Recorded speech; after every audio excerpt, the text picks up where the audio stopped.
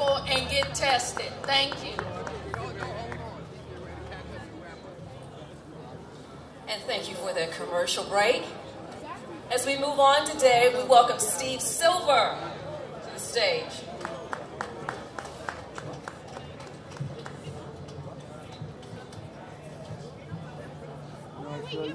Hi. Are you giving away what? Oh, I have a dream too. Yet there's plenty of work for us to do. The original, I have a dream, was penned and delivered by our beloved Dr. Martin Luther King. It had a majestic ring because it possessed such a hollow theme. It was the sweltering summer of 1963. Dr. King said that the American Negro still wasn't free. Dr. King, a refined orator, created a speech. He chose a subject. He chose a theme. He entitled it, I Have a Dream. But not the type of dream that comes from sleeping, tossing and turning, nor the type of dream that comes from seeing crosses burning, but the type of dream so clear and vivid in its entirety, a vision of a brotherhood not quite seen in our society. Against seething races, King took a stand. He hoped for the betterment and brotherhood of man. He said, I have a dream to let freedom ring. Yes, surely, I have a dream too. Yet there's plenty of work for us to do.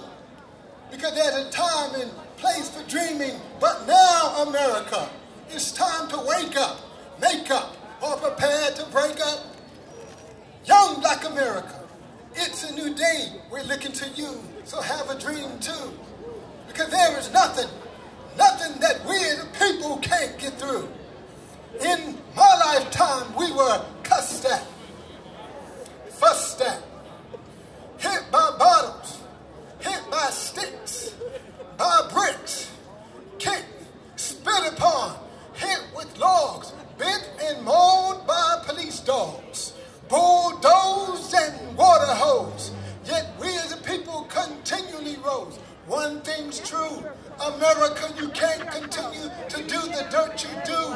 You can no longer void us, exploit us, be coy and toy with us. In this day, it's not merely a matter of being black or white, but more accurately, the difference between what's wrong and right. Yet surely, I have a dream too, yet there's plenty of work for us to do, because there's a time and place for dreaming, but now, America, it's time to wake up, make up, or prepare to break up.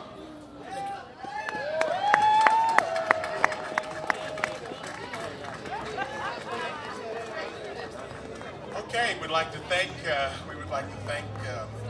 Steve Silver, our orator.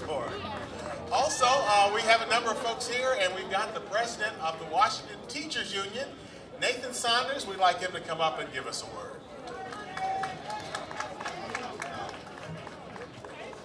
Thank you very much, Sam. All right, save our schools. Let me say it's always a pleasure to be in my home community.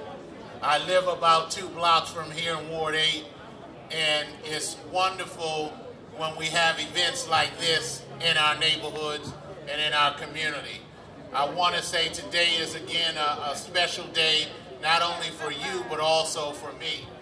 Martin Luther King is a gentleman that was near and dear to my heart, and a gentleman that many young men in Ward 8, in fact, tried to model themselves after. We heard earlier from Nate Bennett Fleming. Nate graduated from Morehouse College, which is the college of Martin Luther King. Nate? All right. But before Nate went to Morehouse College, I went to Morehouse College and from Ward 8. And we've always tried to maintain that a number of young people, particularly our young African-American men, have that Morehouse experience here in Ward 8. And we want to continue to send our best and brightest to Morehouse College. So with that being said, once again, thank you for being here on this special day with me. I stand proudly on the eve of two great events. The second inauguration of President Barack Obama and the celebration of the life and work of Dr. Martin Luther King Jr. So it is fitting that we talk of freedom and peace, two things that Dr. King fought and died for. This is the agenda that I believe our president must move forward, and the agenda we all came to get together today to make sure that everyone knows we are active participants and advocates for freedom and peace. As a teacher and a parent, nothing is more important to me than safety and security of our children.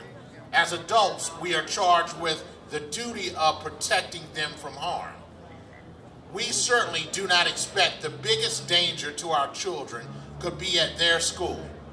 This is what makes the events of December 14th at Sandy Hook Elementary School in Newtown, Connecticut, and other acts of school violence so shocking and unthinkable. In Newtown, 20 children and 6 adults gunned down by a person who at a mere age of 20 was barely out of childhood himself. There is little, if any, solace to be had in situations like this. There are no words we can say to ourselves that make sense of this event. We owe our children more than that. We must take action now to ensure that our children's schools are safe places where learning is the priority. We cannot doom the lives of our children by having them believe that at any moment someone can enter their school and end their lives with gunfire. We should not expect or want educators to suddenly become gun-toting terminators in order to protect our children. Teachers nurture the growth and development of children. Teachers should never be seen as destroyers. We also cannot allow our schools to become armed camps. This type of atmosphere would most certainly prevent our students from reaching and building the best minds. What we must do is prevent the easy availability of guns, especially guns that are capable of firing 20 or 50 rounds at a time.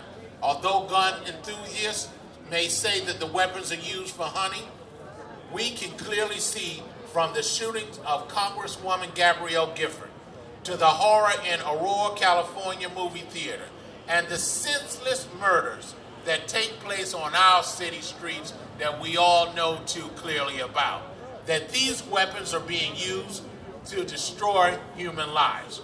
We must begin the process of finding real solutions to gun violence. The process begins with honest dialogue. In light of recent events, Congress can no longer fail to pass meaningful gun control legislation. Congress can no longer do the bidding of gun manufacturers in exchange for campaign money. There is evidence that election to their office is not more important than the gun control fringe. Finally, it is the action of brave teacher heroes at Sandy Hook that saved the lives of many of the children. We cannot let their legacy of their great sacrifice die. Just as Dr. Martin Luther King's great legacy as a peacemaker and a freedom fighter, we must ensure that our nation builds a more peaceful environment for our children and that their right to all of the freedoms that we enjoy as children are protected for this and future generations. Thank you very much. Thank you, Nathan Saunders. And we keep it moving on from the Coalition to Stop Gun Violence. We welcome to the stage Ladd Everett. Thank you so much, and thanks to everybody for coming out today.